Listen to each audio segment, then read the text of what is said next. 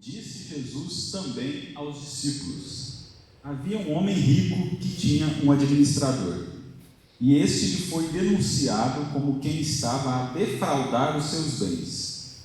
Então, mandando-o chamar, lhe disse: que é isso que ouço a teu respeito? Presta contas da tua administração, porque já não podes mais continuar nela. Disse o administrador consigo mesmo: que farei, pois o meu senhor me tira a administração. Trabalhar na terra não posso, também de mendigar tenho vergonha. Eu sei o que farei, para que não for demitido da administração. Me recebam, para que quando for demitido da administração, me recebam em suas casas. Tendo chamado cada um dos devedores do seu senhor, disse ao primeiro: quantas vezes deves ao meu patrão? Respondeu ele: 100 cados de azeite. Então disse: toma a tua conta, assenta-te depressa e escreve 50. Depois perguntou ao outro: tu, quanto deves? Respondeu ele: 100 coros de trigo. Disse-lhe: toma a tua conta e escreve 80.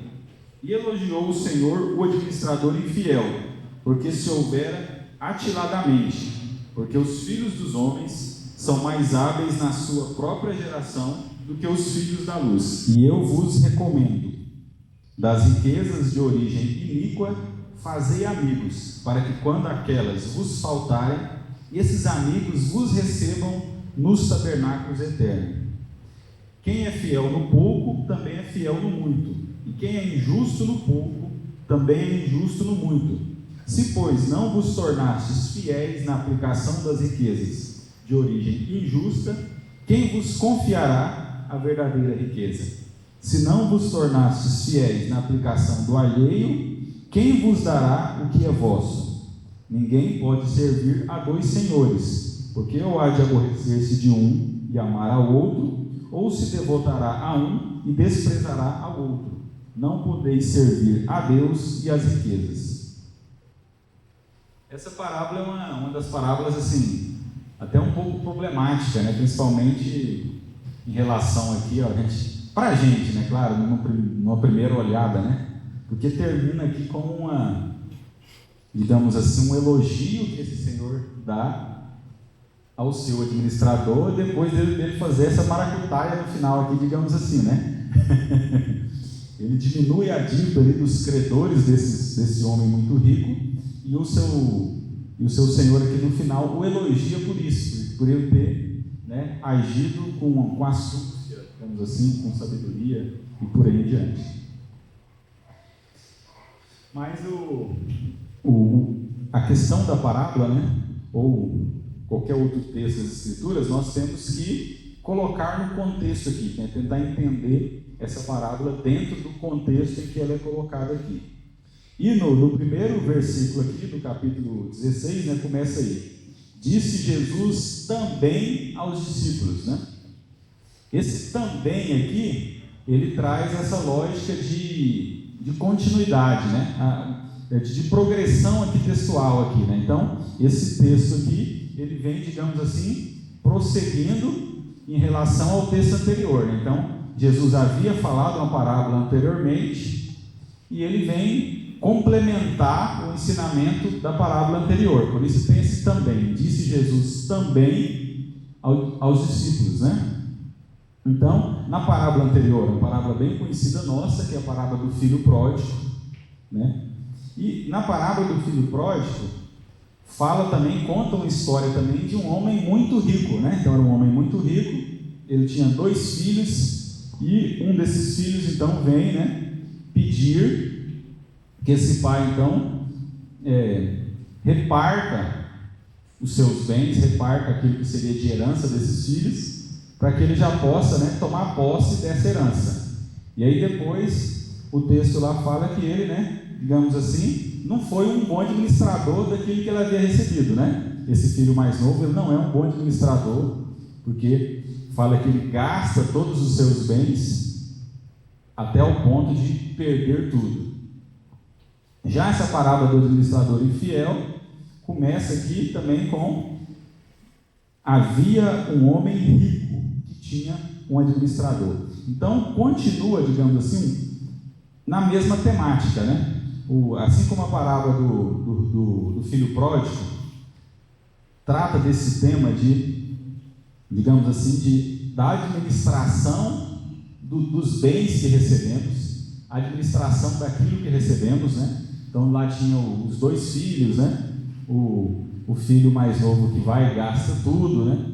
E ao mesmo tempo o filho mais velho que, digamos assim, era de certa forma um bom administrador, que não tinha gastado todos os bens do seu pai, mas ao mesmo tempo no final a parábola dá para entender lá que, mas ele não tinha, digamos assim, não tinha entendido o devido valor daquilo que ele tinha em mãos, né?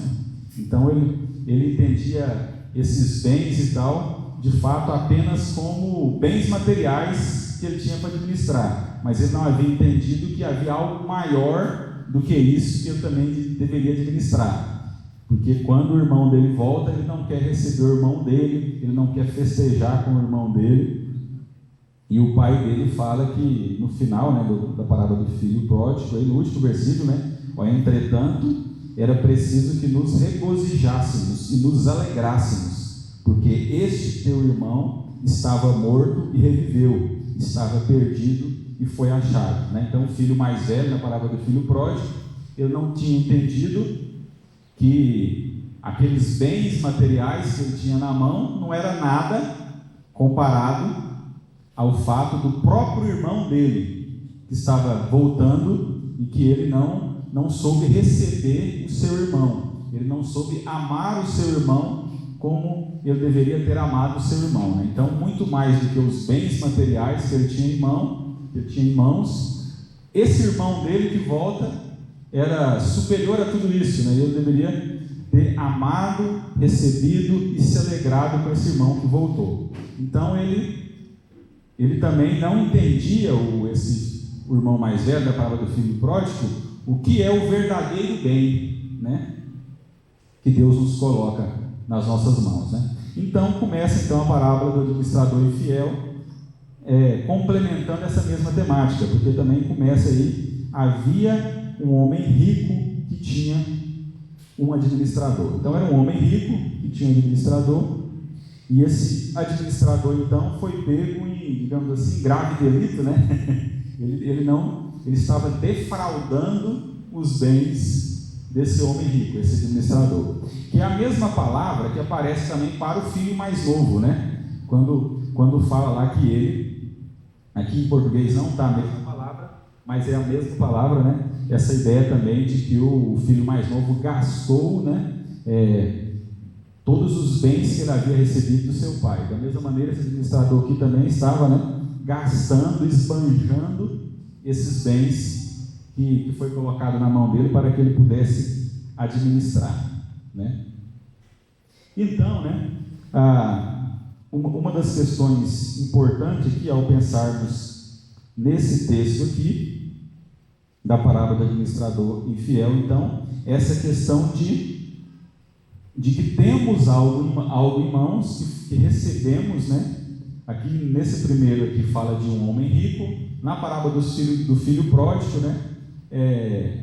A metáfora é muito mais direta, que esse pai, né, era o próprio Deus, né? Aqui, nessa parábola aqui não tem essa metáfora tão direta, mas nós continuamos na mesma temática, né, como eu falei. Aquilo que nós temos em mãos, que é de Deus, foi dado por Deus, e como devemos administrar isso. Se nós partirmos já para, digamos assim, a moral final dessa parábola aqui, né, na moral final da parábola, né, diz aí, versículo 13, do capítulo 16: ninguém pode servir a dois senhores, porque ou há de aborrecer-se de um e amar a outro, ou se devotará a um e desprezará ao outro. Não podeis servir a Deus e às riquezas. Beleza? Então, assim, no final aqui, o texto está falando de adoração, de culto, né? O que devemos adorar, o que devemos cultuar. E esse versículo final coloca aqui, digamos assim, dois deuses em... Então, nesse último versículo, que fecha aqui a moral da história dessa parábola, fala de adoração e fala de dois senhores, né? Ninguém pode servir a dois senhores ou a dois deuses, é a ideia do texto. Então, ou você adora a Deus e ama a Deus e serve a Deus, ou você, né, ama as riquezas, então serve as riquezas e ao mesmo tempo então adora as riquezas. Então está falando aqui de dois deuses, né, que estão, digamos assim, em rivalidade, né, na lógica da parábola. Então, Deus e as riquezas, ok? Deus e as riquezas. Essa citação aqui, esse versículo 13, melhor dizendo, é uma citação daquele texto lá da parábola, do Sermão do Monte, em que o próprio Jesus diz isso lá também, né? Lá também ele fala, né? Não podeis, está lá em Mateus capítulo 6, versículos 19 ao 24, Jesus também fala a mesma coisa lá. Não podeis servir a dois senhores, né? Ou vocês servem a Deus, ou vocês servem as riquezas. Se a gente for olhar para pegar todo esse contexto dessa lógica, já que a parábola termina, é o próprio Jesus aqui falando, mas ele retoma o que ele já havia falado lá no Sermão do Monte, sobre essa questão das riquezas. Então, se a gente pegar essa lógica, nas Sagradas Escrituras, né, aqui está em hebraico, aqui, né, eu acho que o Cristo já mandou colocar aqui, né, não terás outros deuses diante de mim, né, quer dizer, no hebraico é o contrário, né, a leitura não é da esquerda para a direita, mas da direita para a esquerda, né? Então, mas está aqui em hebraico aqui lá o primeiro mandamento, né? Quer dizer, o segundo, né? Não terás outros deuses diante de mim, né? Primeiro mandamento. É o primeiro mesmo, né? O segundo é não farás imagens de esculturas. Que são os dois relacionados, né? Então está aqui, né? O primeiro mandamento aqui. A palavra em hebraico aqui para Deus é Elohim, né? Que é a palavra deuses, que é a mesma que aparece lá em Gênesis capítulo 1, quando fala: no princípio criou Deus os céus e a terra. Eu achei ela aqui, né? Elohim, a mesma palavra que está no princípio criou Deus os céus e a terra. E aqui aparece: não terás outros deuses, a mesma palavra Elohim também, não terás outros deuses diante de mim. Trazendo essa ideia de que, né, essa questão da adoração nos nossos corações, parece que sempre a gente, né, quer encontrar outros deuses para rivalizar com Deus, né? A gente sempre tem alguma outra coisa que ocupa no nosso coração o lugar de Deus. E isso é um conceito clássico, digamos assim, de idolatria. O que é idolatria, né? Quando alguma outra coisa ocupa no nosso coração o lugar de Deus. Toda adoração, essa ideia de sermos servos de Deus, nós levamos isso para outra coisa. Então, assim, no Antigo Testamento há um conceito progressivo de idolatria. Então, aqui em Êxodo, né, fala: não terás outros deuses. Então, eram deuses mesmo que aquelas pessoas adoravam, né? Então, se tinha nome para cada deus. Então, aparece no Antigo Testamento lá Baal, né? E outros deuses lá, né? Moloque, que aparece lá no Antigo Testamento. Então, Israel, em vários momentos, adorava esses outros deuses. Né? Um dos grandes exemplos de idolatria no Antigo Testamento, por exemplo, é lá na época do rei Acabe e a rainha Jezabel, né? E eles implantaram cultos a vários outros deuses lá na nação de Israel. Mas, quando a gente chega lá no livro de Isaías, por exemplo, Isaías já tem outro entendimento lá, quando ele fala aqui: vocês, né, procuram água em cisternas rotas, né, que é a figura que ele usa. Vocês estão adorando outros deuses que não são nada, não existe nada por trás dessas estátuas, não é nada, né? Vocês estão adorando algo que é só sopro, que é vento, que é nada. Então traz essa ideia, né? Lá o Isaías fala que por trás daqueles outros deuses não havia nada, não existia nenhum outro deus lá que poderia satisfazer essa necessidade de adoração que eles tinham. Chega no Novo Testamento, Jesus traz outra ideia, né? No Novo Testamento só tem um outro Deus que aparece, que é as riquezas. O único momento que fala em adoração aqui, em outro Deus, e nessa ideia de idolatria, fala de riquezas. Então as riquezas são, né, um outro Deus, digamos assim, que aparece no Novo Testamento. O apóstolo Paulo diz isso também muito claro lá em Colossenses capítulo 3, versículo 5, quando ele fala a avareza que é idolatria, né? Aqui no contexto da parábola é a mesma ideia. Aí, versículo 14 do capítulo 16 fala: os fariseus que eram avarentos ouviram tudo isso e o ridicularizavam, né? Ou seja, quando Jesus está falando aqui em adorar a outros deuses, ele está se referindo aqui aos fariseus, que eram avarentos, ou seja, eles eram idólatras, como diz o apóstolo Paulo, avareza é igual a idolatria. O apóstolo Paulo diz lá em Colossenses capítulo 3, versículo 5, e que idolatria que era essa? Era pelas riquezas, essa é a ideia. Então eles adoravam as riquezas, eles estavam mais preocupados em adquirir riquezas, em ser mais ricos, serem poderosos na terra, do que servir a Deus e cumprir a vontade de Deus. Então, quando a gente pensa, às vezes a gente fica pensando,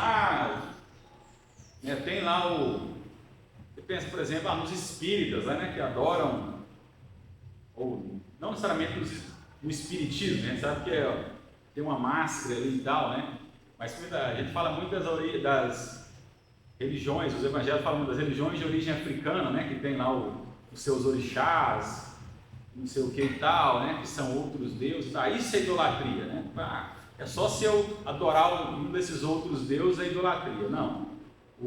Jesus fala que existe um perigo muito maior, que é de adorar as riquezas, O Deus, a partir do Novo Testamento, o Deus rival, são as riquezas, E no grego lá é mamon, Essa palavra mamon, não adorareis, não há como adorar a Deus e adorar ao mesmo tempo mamon, que são as riquezas. Esse é o outro Deus que aparece no Novo Testamento, é o único Deus que é citado lá, porque desde Isaías já se tinha essa visão de que esses deuses era nada, era só para, como se diz, só para enganar bobo.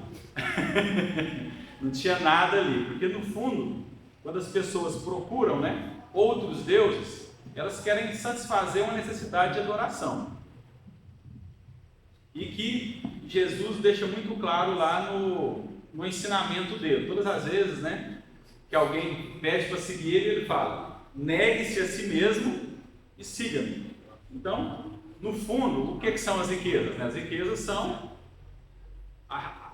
as pessoas às vezes fazem da riqueza um fim em si, mas no fundo as riquezas é um meio, Então, por quê? Se você tem muito dinheiro, se você tem, muitas riquezas, você consegue satisfazer todos os seus desejos, todas as suas vontades, tudo aquilo que você quer, tudo aquilo que você deseja, você alcança.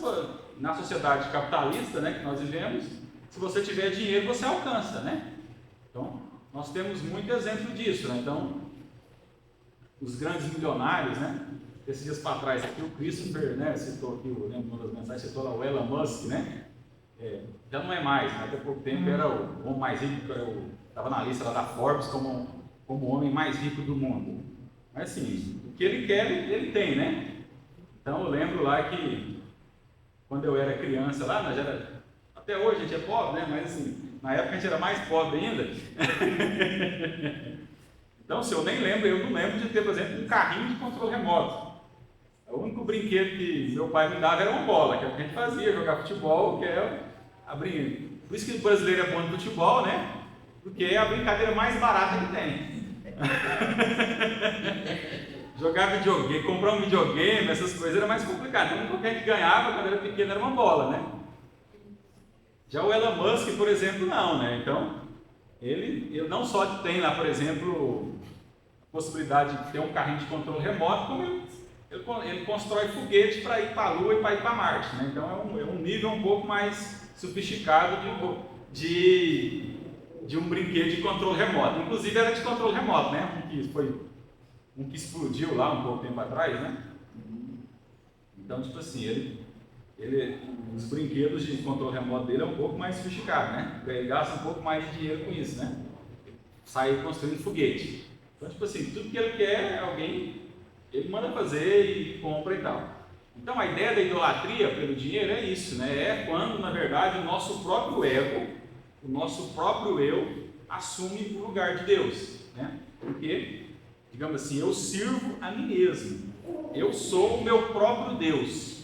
Essa é a ideia das riquezas, né? Porque a riqueza é aquilo que faz com que eu possa satisfazer todas as minhas vontades, todos os meus desejos. Então, geralmente, se eu sou muito rico, é claro que, né, um rico também, né, pode adorar a Deus, obviamente, estou falando isso, mas o normal, digamos assim, né, a lógica do Novo Testamento é que se eu sou muito rico, eu não consigo negar a mim mesmo, porque eu tenho todos os meios possíveis, né, todos os meios possíveis para satisfazer a minha vontade.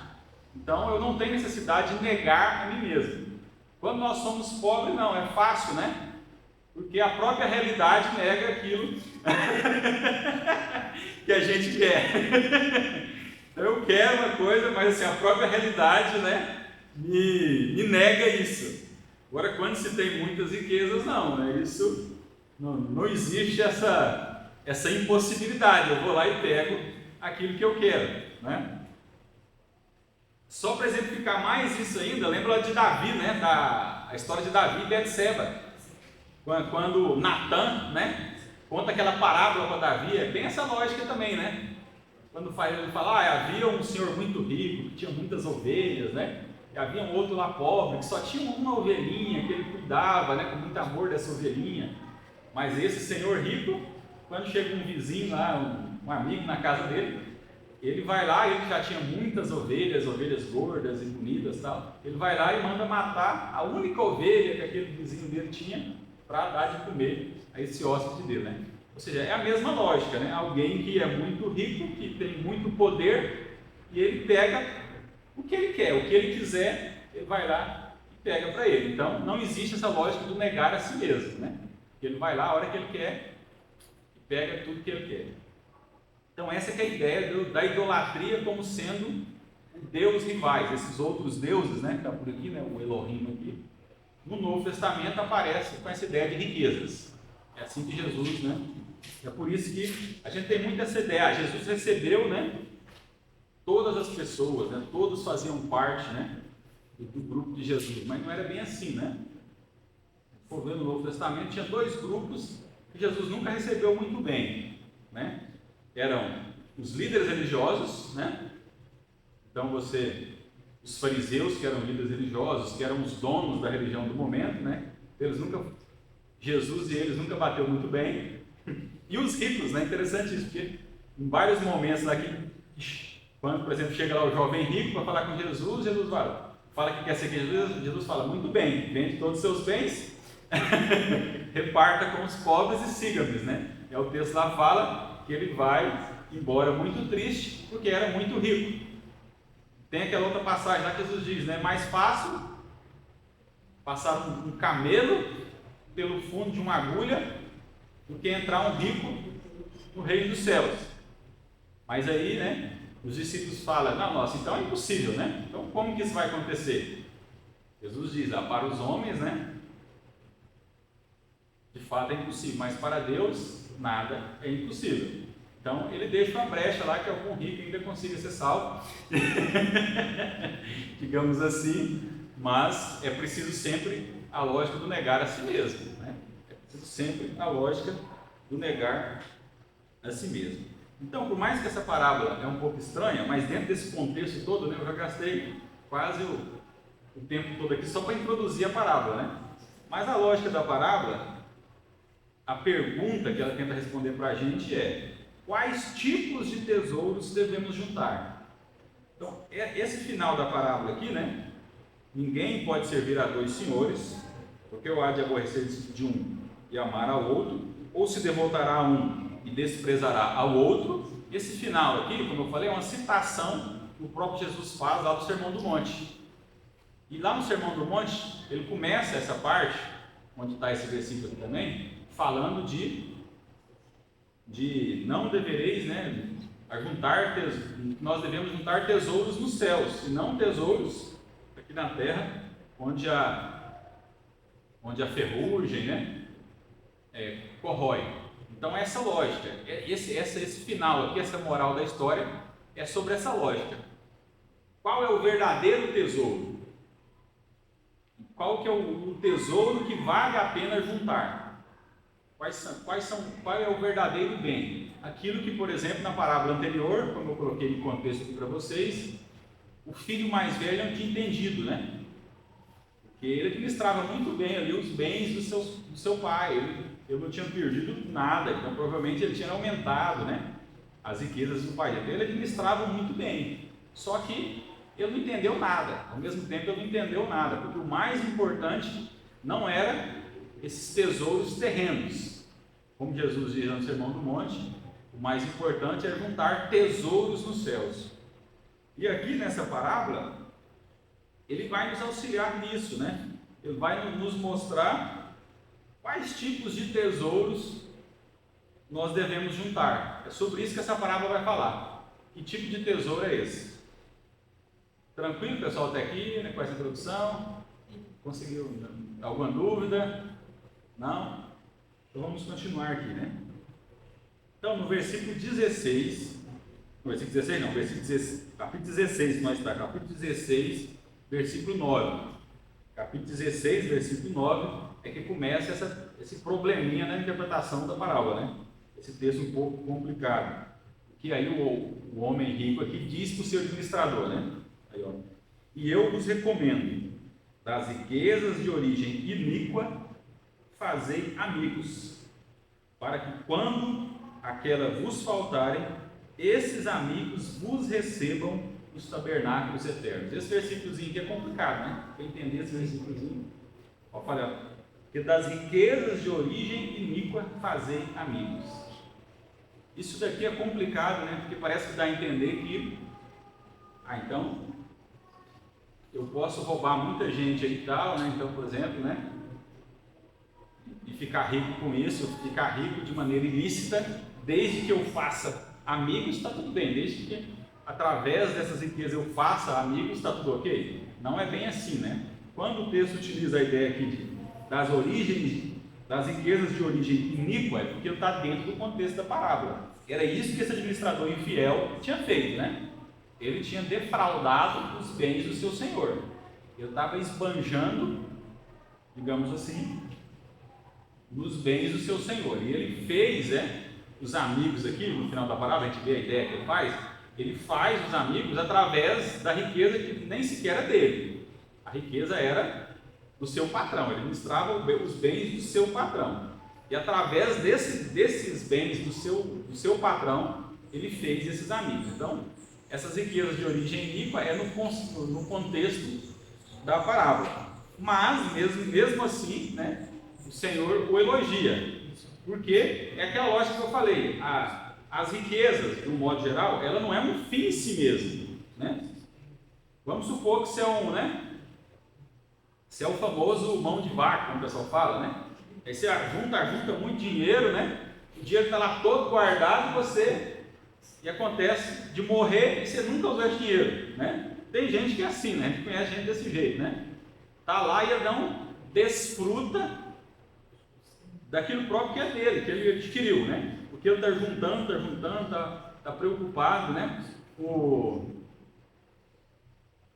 conheço, não vou falar aqui, né, o contexto aqui, né? Não vou citar nome de ninguém, nenhum contexto. Eu conheci uma história, é só a Raquel ali, minha esposa, que deve reconhecer, né? Eu conheço uma história de um fazendeiro e tal, né? Que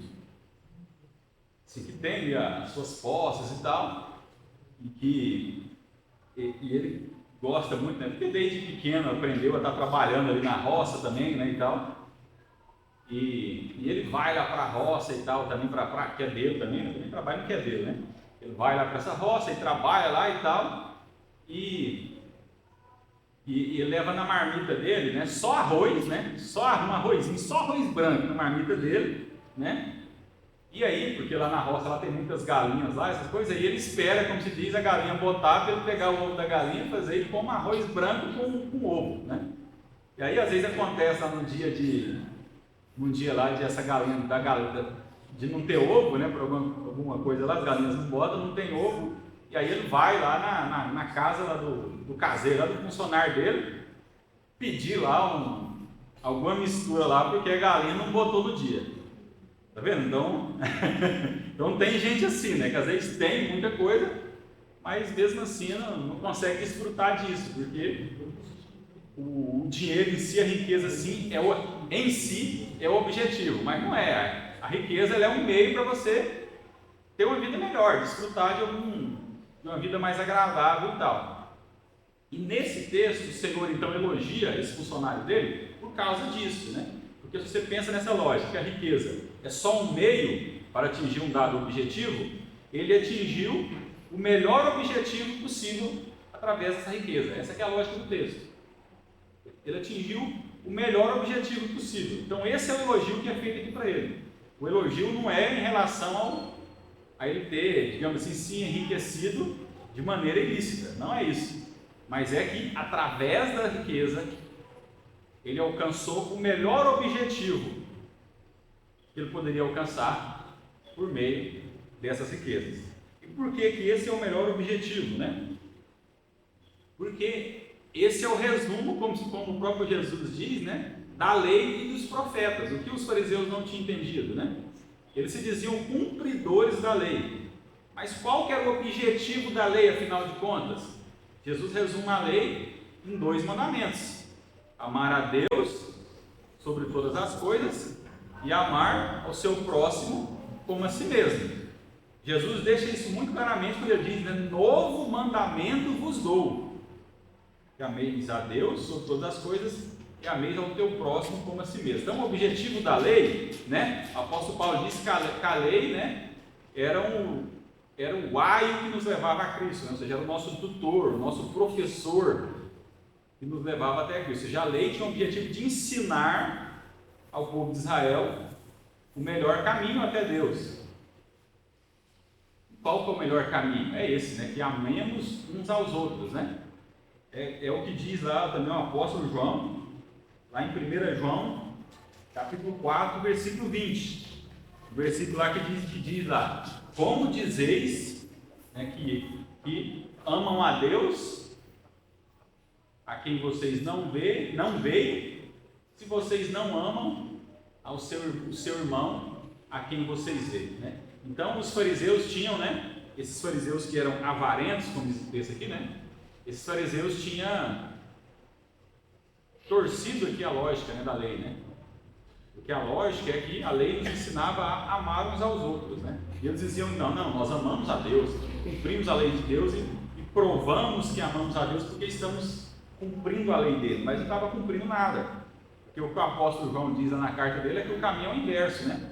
É no amar o nosso irmão, na prática do dia a dia, amando ao nosso irmão, que nós demonstramos que amamos a Deus.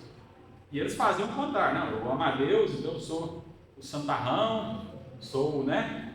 E por causa disso eu estou livre de precisar amar o meu irmão. É o contrário, é amando ao meu irmão que eu demonstro na prática que eu amo a Deus. Essa que é a lógica. Então, nessa parábola, né? A ideia do texto aqui, então, nessa parábola, é que nós devemos aqui, ele fala aqui que eu vos recomendo, né, que fazeis amigos, para que quando aquelas vos faltarem, esses amigos vos recebam nos tabernáculos eternos. Por que disso, né? Aqui no versículo 12, diz aí, ó: se não vos tornastes fiéis na aplicação do alheio, quem vos dará o que é o vosso? A aplicação do alheio, ou seja, tudo que temos, né, vem do próprio Deus, é Deus quem nos dá. É como da parábola aqui, que tudo que ele estava administrando não era dele. Então nós estamos na mesma situação, né?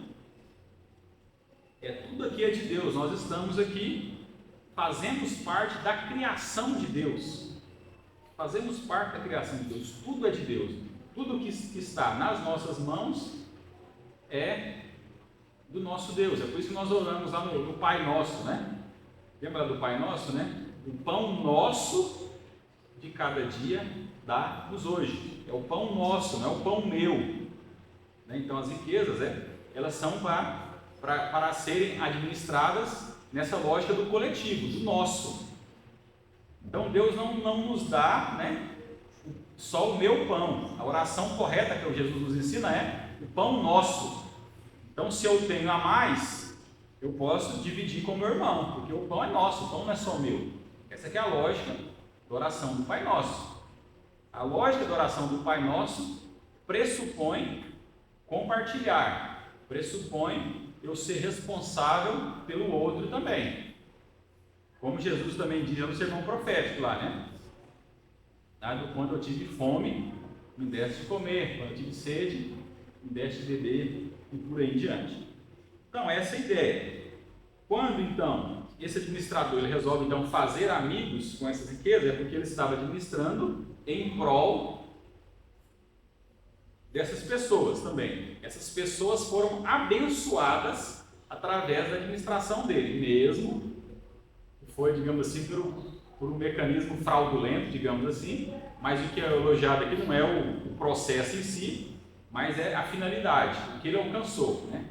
Por meio dele, ele abençoou esses amigos que estavam à sua volta. Esses amigos conseguiram pagar as suas dívidas, conseguiram, né, ter uma vida mais tranquila dali por diante, porque por causa deles terem sido abençoados pela administração desse administrador infiel aqui, infiel em relação aos bens que ele tinha recebido do seu Senhor nas suas mãos. Está dando para entender aqui, gente, essa questão?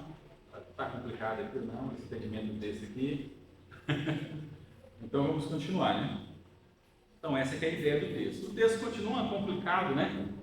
Esse texto continua complicado nessa interpretação dele, quando ele diz aqui, né? Fazeis amigos e tal, versículo 9 ainda, né? Para que quando aquelas vos faltarem, ou seja, quando as riquezas vos faltarem, esses amigos vos recebam nos tabernáculos eternos. Isso parece estranho, né? Esses amigos que ele fez receber ele lá na porta do céu. Vocês lembram daquela imagem que nós temos É uma imagem cristã, desde a época da Idade Média, né? Da Igreja Católica. São Pedro no céu, né? Na porta do céu lá. Então, a gente chega lá na porta do céu para entrar no céu, né? Está lá São Pedro com um caderninho. Vocês já viram algum vídeo, algum meme na internet com isso, né? Então está lá Pedro, né? São Pedro, ele olha na lista lá, aí chega lá o Edilson, né? O Edilson é Oliveira, né? Edilson Oliveira. Aí você chega lá no céu, São Pedro pergunta qual é o seu nome, você fala Edilson Oliveira. Ele olha aqui na lista, beleza, está aqui Edilson Oliveira, pode entrar, Edilson, né? Então a gente tem essa imagem desde a Idade Média isso, né? E São Pedro está lá recebendo a gente na porta do céu lá, né? Aqui essa parábola traz uma imagem um pouco diferente, né? Fala aqui aqueles amigos que fizemos que vamos receber nos tabernáculos eternos, esses amigos, né? Aqui, ó. Quando vos faltarem as riquezas, porque as riquezas vão acabar, você morreu, acabou, né? Então aqueles faraós, por exemplo, lá que tem as cumbas deles lá nas pirâmides lá, que foram desenterrados, muito tempo depois encontraram lá, né? Quando eles foram enterrados com um monte de riqueza, né? Era assim que era o costume da época, né? Então enterrava o faraó, enterrava todas as riquezas dele junto, né? Para quando eles chegassem lá no outro lado, digamos assim, as riquezas ajudassem eles lá quando eu estava na outra vida, né? Não, quando eu chegar na outra vida, eu não quero chegar lá pobre, então eu já levava todas as riquezas junto e tal, para viver uma vida boa lá também. Mas a gente sabe que não é assim, né? Porque desenterraram lá, o que aconteceu? Estava tudo lá. Eu não conseguiu levar, né? Aqueles ouros tudo para o outro lado. Está tudo lá no mesmo lugar. Foi enterrado e continuou lá. Não conseguiu levar para o outro lado. Então, isso está comprovado. Está lá, ficou tudo. Não levou nada. Não conseguiu, né? Ficou tudo. Desenterrou lá, quando viram, estava tudo lá. Não conseguiu levar para o outro lado as riquezas. Então, não dá para levar, né? Então a ideia do texto é isso, o que é que nós conseguimos levar? E aí a gente chega naquela pergunta, né? Quais tipos de tesouros devemos juntar nos céus? O texto fala aqui que são esses amigos, né? são esses amigos que vão nos receber nos tabernáculos eternos. O que é essa ideia de amigos, né? É essa ideia de que, né, o único tesouro que podemos juntar é esse amor com o qual amamos uns aos outros, que amamos os nossos irmãos, né? O que vai estar na nossa conta, que vai ser debitado na nossa conta, que vai estar na nossa poupança lá no céu, é esse amor. O quanto eu amei. É isso que vai estar lá no nosso registro, né? Essas pessoas que eu amei, são elas que são o meu testemunho, o que eu fiz aqui quando eu estava aqui na Terra.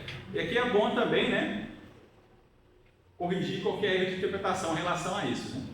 Isso não tem a ver, gente, com a nossa salvação. Nós sabemos, né, o Christopher fala isso quase todo domingo aqui, né? Nós sabemos aqui que a nossa salvação foi garantida pela morte de Cristo Jesus na cruz. É a morte de Cristo Jesus quem nos salva. É a morte de Cristo Jesus quem nos salva. Somos salvos pela graça. Foi Cristo que pagou o preço pelo nosso pecado. Porque o salário do pecado é a morte. Só que essa morte não era só uma mortezinha qualquer, era uma morte eterna.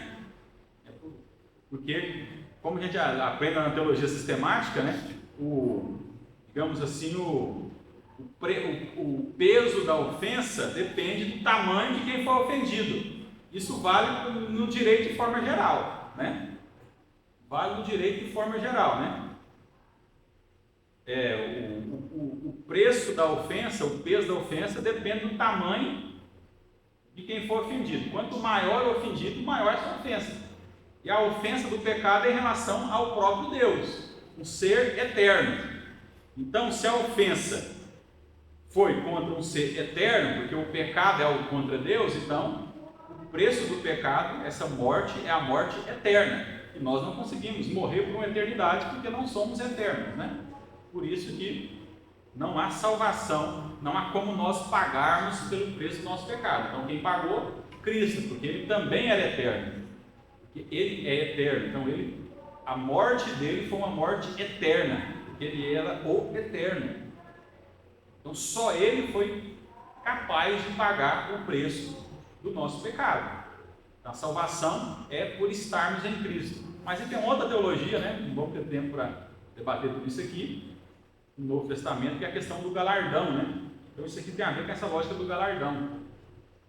O galardão é isso que apresentamos diante de Deus lá na nova vida, né? A Bíblia fala sobre isso. A quem serviu a um profeta, como profeta receberá o galardão de profeta, né? A Bíblia tem essa ideia, ou seja, como vamos viver a vida lá. Até os anjos, gente, os anjos não são iguais entre eles lá no céu, né? Então, a gente sabe disso. Então, tem lá, por exemplo, o arcanjo Miguel, né? o anjo Gabriel, que é o mensageiro. Então, ele sempre aparece aquele que vem trazer as mensagens. O arcanjo Miguel é o guerreiro, e por diante. Então, até os anjos têm funções lá na eternidade. Assim será com nós também. Então, assim, não que vá haver ninguém vai ficar triste por ser menor do que o outro lá, ou por ter algum cargo diferente. Não é isso. Não existe isso, não existe tristeza, não existe amargura, não existe nada disso no céu. Mas existe essa lógica do galardão, né? E é sobre isso que o texto aqui está falando, né? Quais tesouros nós vamos juntar no céu? E o único tesouro capaz de nós juntarmos, que nós podemos juntar, é isso, né? É esse amor com o qual nós amamos aos nossos semelhantes e assim amamos ao nosso Deus. É esse grau de amor demonstrado aqui que nós vamos apresentar lá. É isso que o texto está falando. É esses amigos que vão receber esse administrador lá nos tabernáculos eternos. E esses amigos são as testemunhas daquilo que ele fez aqui. É por isso que eles que vão representar ele. Só para isso tem essa lógica, essa interpretação que eu estou dando aqui, ela tem a ver com o contexto aqui da parábola, né? Porque, como eu disse, essa parábola começa que havia um homem rico, né? Versículo 16, capítulo 1. No versículo 19, aqui do Lucas 16, ele continua no mesmo tema também, eu falo: Ora, havia certo homem rico. Está vendo? A mesma lógica. Então, havia certo homem rico, então continua nessa mesma temática. Se vestia de púrpura, de linho finíssimo, tal. E depois fala, né? Versículo 20. Havia também certo mendigo, chamado Lázaro. Então aqui fala que havia um homem rico, mas também havia um mendigo. Beleza? No versículo 21. E esse mendigo, então, que era Lázaro,